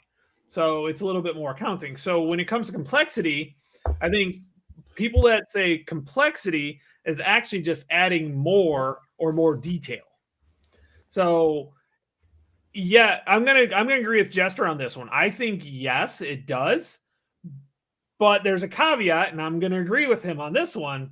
Sometimes less is more and more is less. Okay. I like my crunch, but I also every once in a while just like to roll some dice and kill some things. I love commands and colors. Like we did last night. It was a blast. Yeah. I really hit that hard. But then again, every once in a while, I want to sit down and have a crunch. Just I want to play. So I still consider Fields of Fire an extremely crunchy game because there's a lot to it. It actually, when you break it down into each individual part, it's not complex. It's because you put it all together. It's mashing all these items together that you have to keep straight. And I love that. But even Mitch, I agree with Mitch. I even have to I do a mission. I've got to take a break because my brain hurts because of that crunch. So yes, I think it is better, but there's always that asterisk or that caveat. So Ruff, what do you think? Well, you let me asked just- us, let me now I'm just putting see what- you on the hot seat. Yeah. Let's just see what the old chat is saying here. Oh, I see. Yeah, let's pass off my answer and let's put the chat up here. Yeah. I got you. I got you. Yeah. I'm in charge. Shut up. Yes, Harold. Complexities can be getting the game off the shelf. Yeah, you're not wrong there. Ah. Yeah, I think there's a trend coming in here. So and I'm going to mention that in a minute. Yes, are complex games better? It depends on the complexity of it. And as you quite rightly say, Tony, I'm of the same opinion that they're not complex. They've just got more of stuff to learn, more rules. The rules in themselves, not necessarily complex, but you've got to put them all together and remember. And what the chat's saying, I have to agree with as well. If they're adding crunch just for crunch's sake, a bit like ASL, walking across grass in the morning with the dew makes your boots wet. That means you can't run as fast because you're a bit uncomfortable. That sort of thing, I think, is a little bit, over the top. But that's just my opinion. Don't hate me for it, ASL players. All right. It's just, That's probably one of the best descriptions of complexity for complexity's sake I've ever heard. It's 7 o'clock in the morning. You're walking across the grass. It's filled with dew. Your shoes are wet. Your socks are wet. Now you can't run as fast. Yeah. Or they make a squeaky noise so you can't walk up behind that enemy and garrote him, that sort of thing. So, but I like complex. I mean, when I first started, of course, reading rules has to become a skill, especially with war games. You learn to read the rules and you get familiar with the rules. You get familiar with certain concepts, that mechanics are common, can be common across a whole load of games. So it does get easier as you read more rules. But is a complex game better? Not always, in my opinion, because look at last night. How much fun did we have with a quite non-complex game, Commands and Colors? We had fantastic fun with that. But then when we played Next War Poland, quite a complex game, even though we played the standard thing, bit more to do, bit more things to go wrong. Great fun. So it depends. For me, it depends on my mood. Like you said, sometimes you just want to clear the palette. You've been playing Fields of Fire, you've been playing ASL, you've been playing something else complex. And then you just want to play something that you don't, the rules backwards. You can just play it like you with Commands and Colors, and with us, even Panzer Grenadier, a little bit of complexity in it. The complexity in that is more the line of sight. They've got very, very specific, and some say the best line of sight rules of any tactical game. But because we're familiar with it, it's not complex anymore. But yes, complexity, in my opinion, does not necessarily make it better. It depends, of course, on the complexity of it, what type it is. It's there for its own sake. We were talking about Time for Trumpets. That was before we came on. That's so insular in its what you can do at certain times in the game. The complexity is tremendous. And when does a game that's so complex stop becoming a game and become a simulation? And that's what I think, if that makes sense. What are your caveats, Jester? You said you had some caveats. And then we'll look at the chat again. It is, again, complexity is all based upon how much experience you have, how much time you've been dealing it, how many other games of the system you play. There's, to be honest, there really isn't that many super complex games. We all learn them eventually. I mean, there might be some that are a little bit more complex than others, but we all learn how to play them. It's not like brain surgery. This is just playing games. I think it's more along the lines of complexity in itself. Usually, and I'll use that with the the quotes, usually means the player is going to have to make more decisions. And that's why I technically mean if I'm adding things to the game, right? If I'm adding rules, I'm adding more pieces, I'm adding more charts, it usually means there's going to be more decisions the players are going to have to decide. Am I going to do this or am I going to do this? How am I going to do this with this in the way or that problem or this issue? So complexity for me, just in its term, means it's going to be more for the player to have to deal with. Like I would say a good example with this would be D-Day Dice, right? When you play the base game of D-Day Dice, it's basically just playing Yahtzee and you're rolling the dice for Yahtzee. Everyone knows how to play it. It's very simple. But when you add in all the expansions and you've got all these other things to worry about, you now have a lot more decisions you need to make. What am I going to do? How am I going to do it? And it just, because it's more complex, it gives the players more things to think about. Does it make, I'm sorry, Tony, go on. No, I was going to say, I like that idea. It's not complex. It's just more, again, I think that fits with more, but I like the way you worded it. The more is more decisions the player has to make.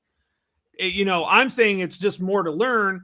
You're saying it's more, but it's more because there's more decisions you have to make and worry about. That's what makes it more complex, which is why usually more complex games are better, because that means you as the player have more decisions to make, which means you have more agency in the game. Right.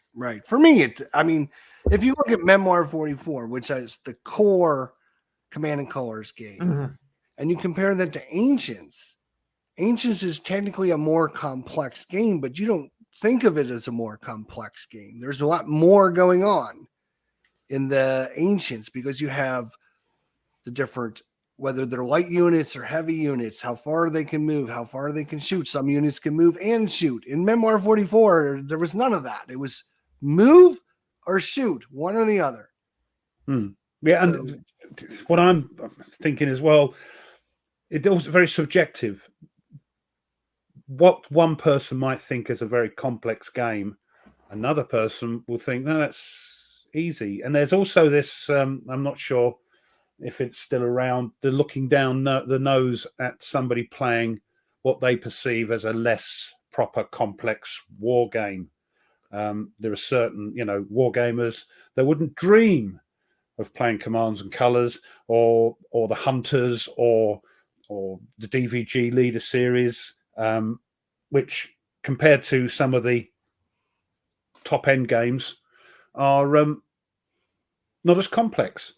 It is a subjective thing, I think, after all. Once again, getting back to Commands and Colors, simple game, but as you said to me the other night, Tone, last night, there's a lot to it. Because it's simple to understand doesn't mean it's a simple game. There's a lot to think about. That's where the whole less is more and more is less, I think. Let's get some of the comments up. Yeah, that's what we're saying. I think everybody agrees with that.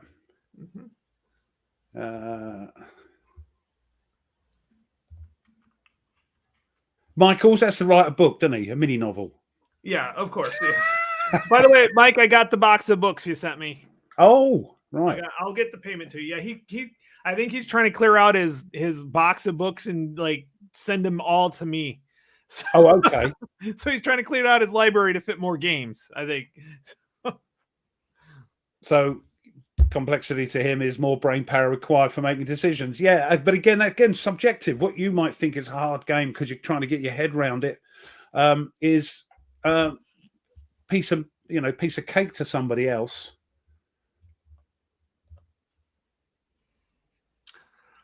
A case in point for this is Panzer. I do like a bit of Panzer. An MBT, yeah. The MBT thing. The basic rules, I think, again, this is like going against. I think it needs more complexity. The basic game is too basic. Yeah. But if you're teaching somebody new, sure, it makes it easier. But how How quickly have you guys done this where you've played the base game? And I know, Jester, you like to throw everything in all at once. I know that's your thing. And Mike does as well, as we know, to our cost. Yeah, that's why you buy all the expansions, Jester, so you can put all of them in at once. So, but if you've ever played just the base game and you're like halfway through, you're like, man, I need this. There needs to be more.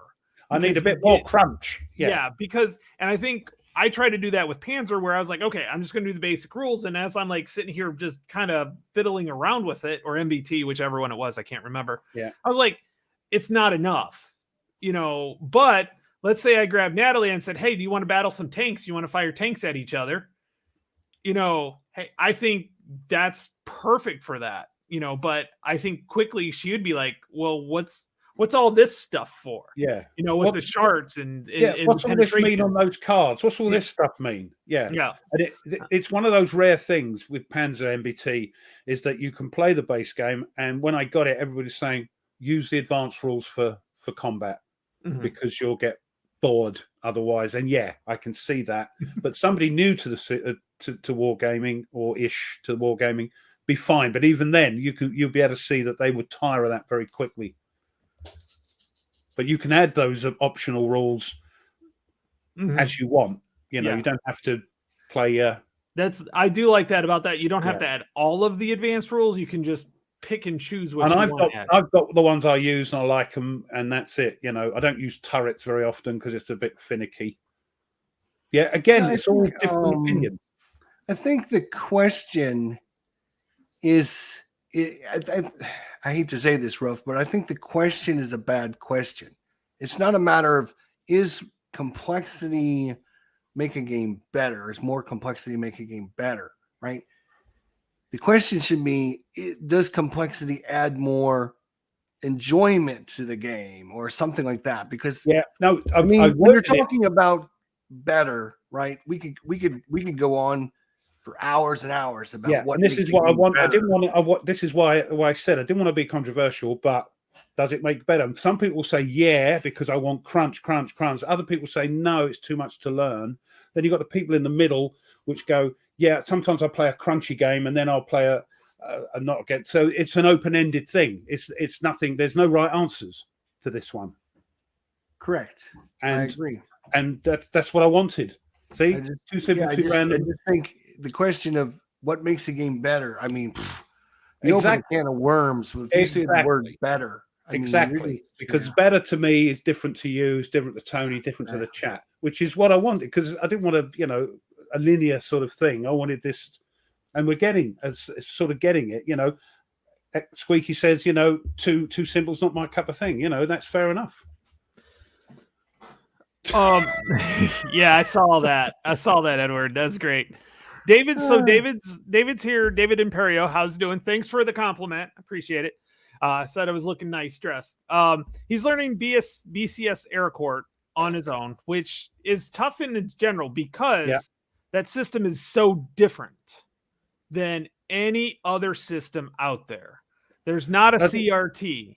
Does it make it complex or is it just different? It's in this case, I think it's just different, which makes it internally more complex because it's different. Because as wargamers, okay, what do we learn to do? We learn how to move, we learn how to fight. And most of the time, in most games, it's the same. There's a number here. When you fight, you have odds. It's generally all the same. BCS has none of that. Well, the movement's the same, but other things are totally different. The supply is different in it. You have supply trains, and you have this blob thing where if you get mixed in, it causes problems. And so I don't think it's complex. I think it's just so different. It seems more complex, especially if you've been playing games for a long time. Yeah. I mean, a newbie to it would probably find it maybe easier than somebody who's playing games for a long time because they've got to unlearn stuff. Exactly. To learn a completely new system. Yeah, exactly. Yeah, you're not going to play something that you... And yeah, luckily for BCS, I had Mitch teaching me, so that was so helpful with that one. So Yes. That's another subject. Yeah. Is it complex because they don't know how to write rules? Yeah, and you think it's more complex than it is because you can't understand it. Because if they're badly written rules, you think, is there something wrong with me? Is this so complex? I just don't get it. In my head isn't, that's another subject for another day. But yeah, thanks, Charles. Absolutely. That is one Yeah. of the biggest stumbling blocks after just going through and learning 100 brand new games is how long does it take you to understand how to play the actual game? And that goes into how complex the game is. But it makes it more complex because maybe the rules aren't written, which is what happened to Fields of Fire, which is a fantastic game. We'll credit to Ben. But they've had to completely, and how long has it taken? Years. Completely rewrite the thing to make it more accessible to peeps. Still complex, but maybe more understandable. A more understandable, complex game that you can learn. I think the way they're doing it now. One of the problems with Fields of Fire in their edition is it was used. The vocabulary that was used was military vocabulary. They assumed you've been in the forces. Ben being in the forces assumed, and that's what this is. My biggest gripe with designers is that they assume you know what they're talking about, and we don't. You have to tell us. Yeah. So getting the vocabulary down and maybe understanding it quite a bit. I think reading through, by the way, I've been perusing through the 3rd edition rules because they're up and they're pretty much finalized. So I've been perusing them and I really like the way they've organized them. Yes. I was just going to mention that they are now available for you guys out there. Yeah. And what was nice is they put them out a year ago. It was almost a year ago to get feedback from other people, from the players.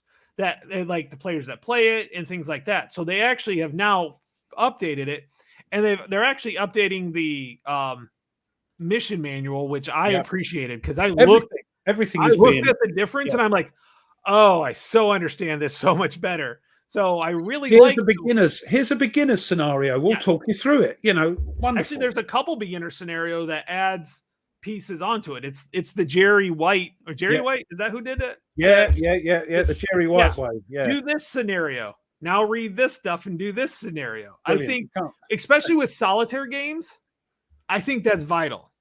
I really do with a lot of that with a larger complex games because there's no one to bounce off of. Yeah. So I'll probably be finishing tomorrow the Afghanistan Save Afghanistan Comrade. So I'm about ready to finish that tomorrow. I'll probably live stream the last 3.5 turns.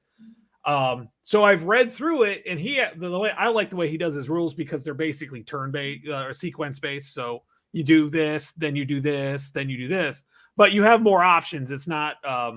I would not call it a narrative-driven.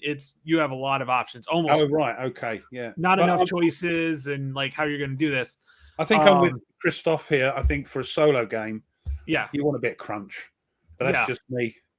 And I think a lot of the solo part that you want the crunch for is because you're not having somebody else sitting across from you. You want that second. You want to have either your brain being used by for the AI, like using it up. You want to be stimulated as a solo player. Yeah, exactly. Whereas when you're playing 2-player or multiplayer, you're stimulated by the other player's decisions. Yeah.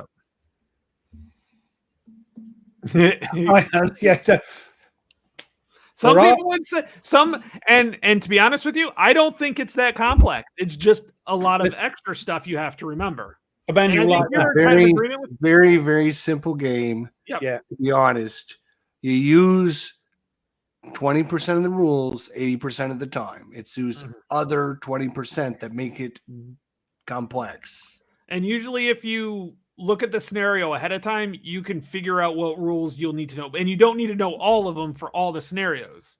Generally, you're like, okay, this is this type of scenario, so you need to rule this. Same thing with ATS. It's not as deep, it's not as thick, but you still have to look, okay, I need to know these rules for this scenario.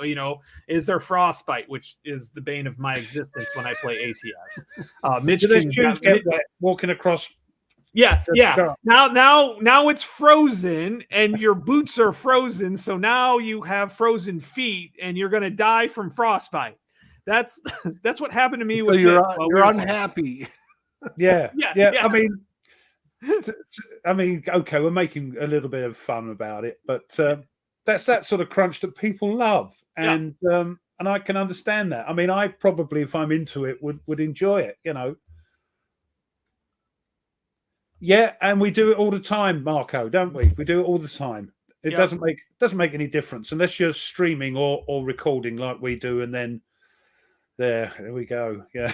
True. Make a mistake. Yeah. Oh, Work Gareth with is making fun of your Tokyo Express there, Ruff. Hold on, I'll get into them. There's so many. It's please. There's a lot of stuff. Yeah. Hi, David.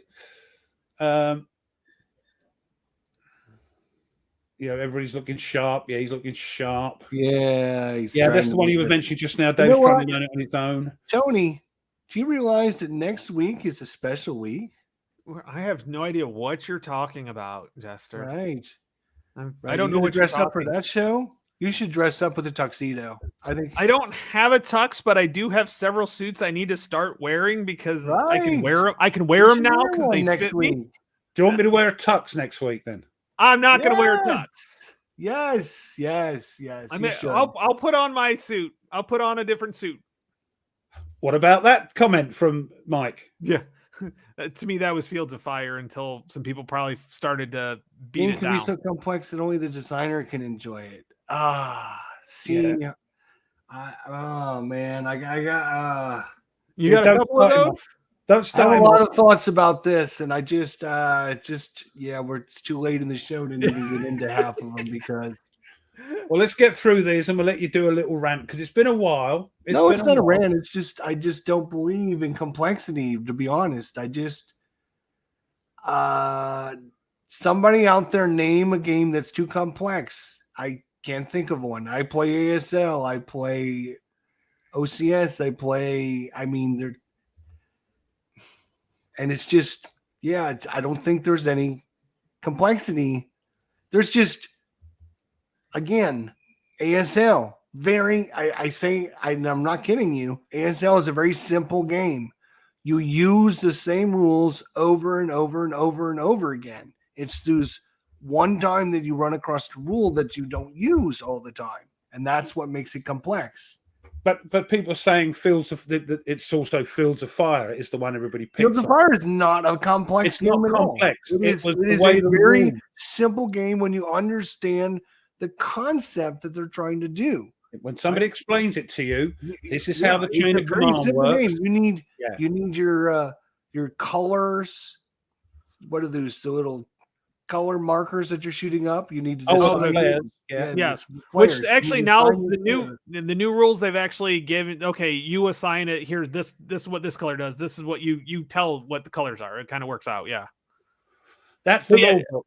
Harold. Yeah, but yeah, Jester, I tend to agree with you. It's just the number of rules. They're not complex. It's just the number of rules you have to remember. And the way the rule book was put out, that you'd have to search. Another one you had to search through 80 pages to try and find something. So, yeah, it's not a complex game. I'll let you know about that. How much detail do you want to represent? Exactly. I mean. My SCS to OCS comparison is really part of that. The supply is really the big part of that. They're very similar systems in some cases. Yeah. Yeah, keeping track of things makes it complex too, and that's a good point, Alistair. If you have an app or some way to keep track of a lot of information, that's why we have in wargaming, why we have information counters, because those are the things that remind us, oh, this unit already moved or this unit already did something. Yeah, I've got them both, Nordic. I've played them both. They're not hard. It's just lots of dice chucking and looking up on tables. Is that complex? That's a similar thing from Very similar. Same system. But Tony, today was the first flight of a B-29. Well, no, I think he's put me right on that. I think it might have been on the Pacific. Oh, in the Pacific. Okay, so it's the first B-29 mission in the Pacific today. That would make sense. But it's the Royal Marines' birthday today. The Royal Marines' birthday. 16, whatever it was, thrown to death. That's what I said. Gareth is like, neither gave me a stroke. Well, the basic game's okay. The other one, yeah, it's crunchy. But it's again just learning the rules, isn't it? I mean, once you learn the rules, Yeah. It's I mean, that's all there is to it. The part where I think it gets complex, once you learn the rules, it's how to use them well. That's where I think people get confused complexity with, difficulty. Playing the game well, yes, and playing the game are two different things. Yes. So complexity makes playing the game well a little bit harder. You have to do a little bit more.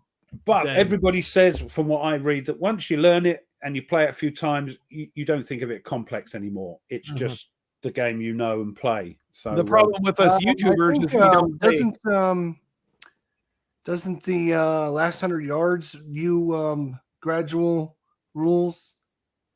Yeah, actually, the scenarios add more, and more. But the rules, Jerry White is the man for that. Yeah. The last 100 yards, as you go through the scenarios, they add more stuff to them. It's not like this scenario only has this rules. No, it doesn't say that, but you can see that in the progression of the scenarios. You see that in combat as well. Yeah. Also, like they use like flatter maps for the less terrain for the first scenario.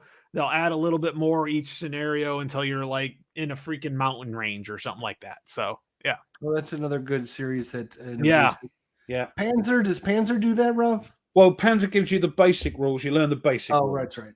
And then optional rules you think, I like the sound of that. I get bogged down. I'll plop that rule in. Now I can play the basic game.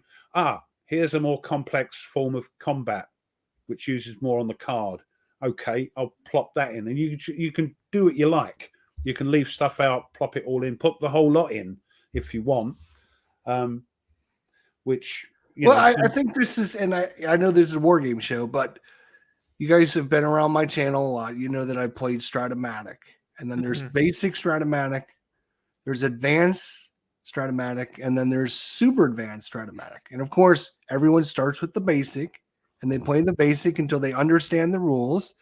Then they go and they play the advanced, and then they learn the advanced game. And once you learn the advanced game, to go from advanced to super advanced is just adding a few extra rules and a little bit more complexity, and a couple different charts. So I mean, it's kind of not programmed, but it's stepped. Yeah. It's kind of everyone kind of learns. Nobody just starts off playing the super advanced right off the bat when you can just learn the game by playing the regular rules. Yeah, I mean, I like games that do that. I mean, the old carrier did that, and the new carrier Philippines does that as well. I quite like games like that. Oh, Federation and Empire. Yes, that is an insane game. I know several people that played it for a long time. Is it for its own sake, or it's just you have to have that? Do you have to have that complexity? I suppose you do you? You do, because it's more. It's not. It is rated a 4.4 out of 5. That is pretty serious. Yeah, it's one of those things that's more of a world building plus combat, because you have to build up your ships. I mean, it's like the whole, there's a political, economic, military. Oh, right. It's kind of the whole thing, which I like. You have to have complexity. It's sci-fi, obviously. Yeah, but you have to have complexity to build in the diplomacy, the backstabbing, this and that, and the secret things you have to do. Yep. It is, but I found that quite okay. The problem with NAC Paris, in my opinion, my humble opinion, is they use a lot of abbreviations, which you have to look up in the abbreviations. Yeah, it's a bit like Dune, with the appendix at the back, when you have to look up what that all means. But yeah, good game. Yeah, that's commands and colors. Simple, but a lot of decisions to make. And if you haven't got the cards, like I didn't have, you've got to just get rid of cards, Yeah. How many times do we I wish I could go on the right flank, but I don't have any cards. Yeah, I think Ruff was always wanting to get onto the left flank. And all I had was cards for the right flank, and that had been annihilated. And well, that was because Mago finally came in. He it took him half the game to come in. So his assault, his ambush, I had to have a leadership card to bring him in, and I didn't get one till halfway through the game. And I thought I'm going to just rampage up and sort him out before they come in behind me. But he couldn't activate because he never got the right. So yeah. Flat top, yeah, that's a complex game. That's why, yeah, double blind. Mm-hmm. Yeah, the old one, yeah. I mean, they've redone them, but with the errata. But yeah, it was programmed. You learn this and then do this little bit of the scenario. So last 100 yards is complex, you think, Harold?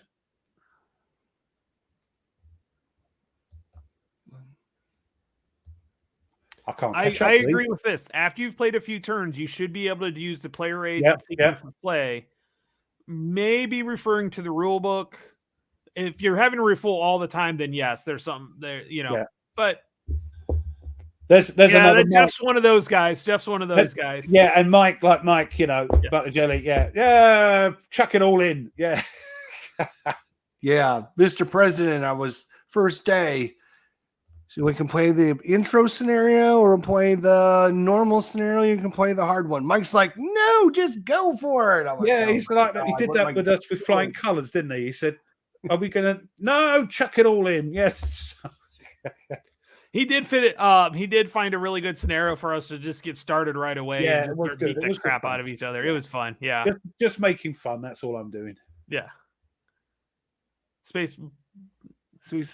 That's not a complex game. There's a lot of bookkeeping in it. That's the only thing. Some people might call that complex because of the bookkeeping. Because, this is why it's an open-ended thing. One man's complex is another man's snap, Trust me, you talk to an accountant, they're like, oh, this is easy. Yeah. Right. Yeah, here's what said about the first B29. I'll take that as gospel.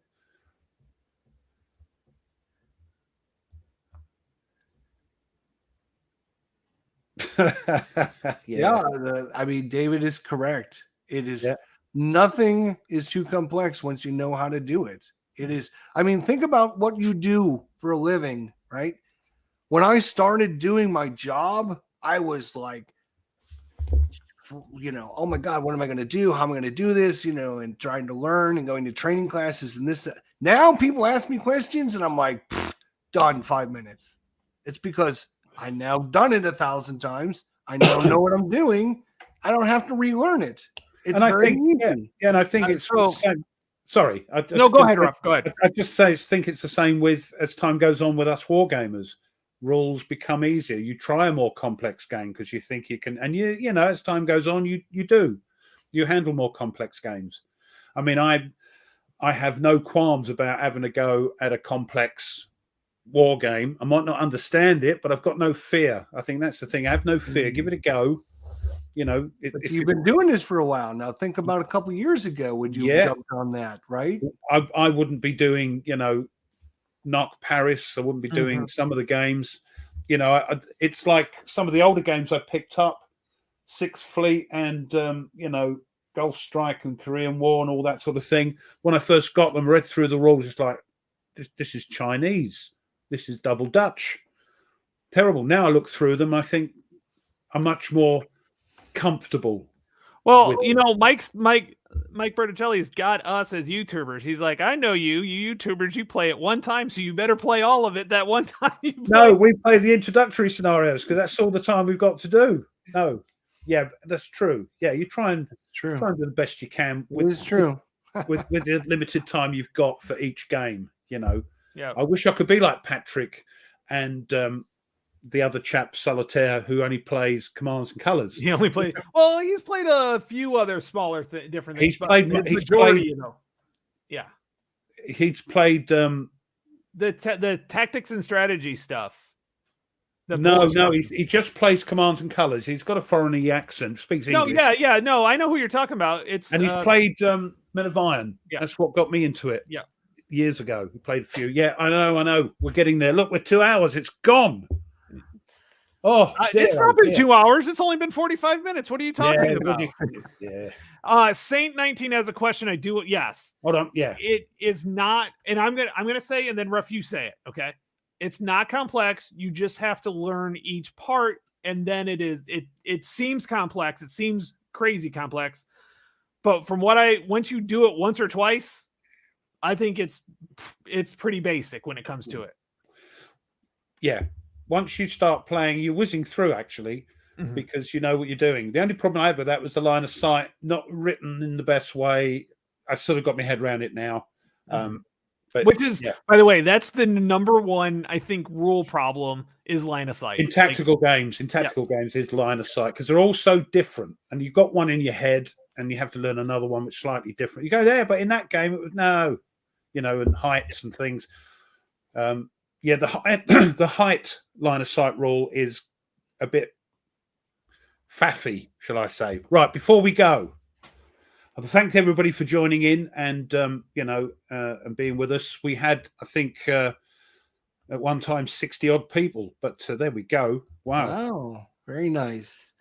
Next week, a big show coming up. Yeah, over on Tony's channel. My channel, yes. Yep. Yeah, yep. Over your channel, Tony. I was going to say something as well. Are we dressing up? I dress up 5 days a week. I like having I don't dress up on Saturday for anything. So no, I'm not dressing up. No, sorry. I may. I don't know yet. There'll be giveaways. Prizes. We're going to have contests. We're going to have all kinds of fun things. Yeah. It's going to be a blast. Yes. We'll sort some stuff out and everything. But that's, 4 years. But anyway, it's gone past the 2-hour mark. And I know 4 years. And I know Jester's tummy is starting to rumble. He wants his food. So thanks, guys. Thank you so much. You haven't pushed the old like button. Please do that. If you haven't subscribe, because I only need 20 more to get to 5,000 subscribers. It's crazy. Ooh. Crazy. Thank you for that. And if you're watching this in the future, start releasing just one video a month too, and maybe I would get a lot more subscribers. Maybe. No, you just got to get somebody else to record it, and then you download it and put it on your channel. I need Blue Tweezers to play more games for me so I can get more subscribers. I've got my ways. But if you're watching in the future and you've enjoyed it, hit the thumbs up, the like button. Also, put a comment just to say you watched it in the future. Replay family just gets the old algorithm tickling along, and it helps us. So thank you, everybody. As we say every time, we love you all, and there's nothing you can do about it. So thanks, everyone. Until next week, our 4th anniversary. You all take care, and we'll see you all later. Tatty, bye. Bye.